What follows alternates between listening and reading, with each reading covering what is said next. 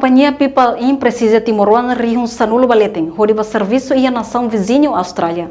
Quinta-feira, Loron Sanulo, fulang agosto, tinangne, e a Palácio Governo, diretor executivo Companhia People In, Tom Readom, nebe acompanha o embaixador Timor-Leste e Austrália, Inês Almeida, no secretário de Estado de Formação Profissional no Emprego, Rosério Araújo Mendonça, ao encontro do chefe de governo, Cairala Sanana Guzmão.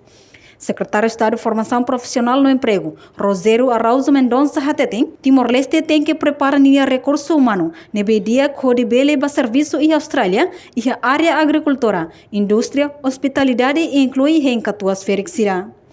Itania embaixadora Austrália, senhora Inês, o Mr. Tom, dori companhia nebema atu emprega Timor-Leste para serviço à Austrália por volta de 10.000 balete. Então, com isso, kita prepara itania recursos para serviço à Austrália. Kita nem mais corre na minha kuliah ao primeiro-ministro. Ia nova corre kuliah kata companhia de boat teles, nia emprega trabalhadores boat ia Austrália. Primeiro, mané agricultura, vir pila falimai ia indústria serne, fábrica, nebe hospitalidade, hanesan sedang itania jovens sira nebema ba serviço hori itania peri ko katua sir nebema koidadi nene idanemos tama hotu iha programa companhia People In. Portanto, o programa prioridade para no governo niang para reduzir taxa de desemprego e relaran no companhia People In, for oportunidade para jovem Timor-Leste li husi capacitaan e a formação liang inglês, molok ba serviço e Austrália.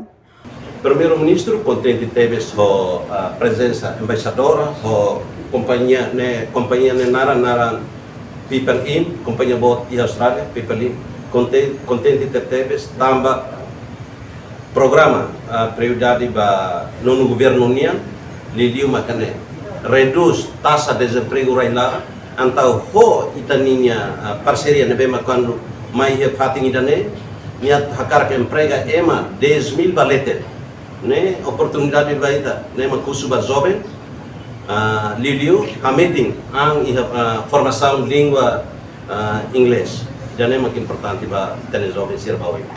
No foi na laisne, Timor-Leste quase rihu 5 recém lima, maka apply vaga ba serviço online, mas be utuan det mak preencher requisito. Tamba companhia precisa trabalhadores sira, nebe comunica dia para bele orienta sira e serviço fating.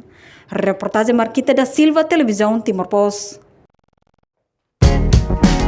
Janela informação ba Emma Hotu. Atu tem informação atual dia kliu, kita haluha. Haneham botão subscribe, like, halo comentário no faixa do media social Hotu.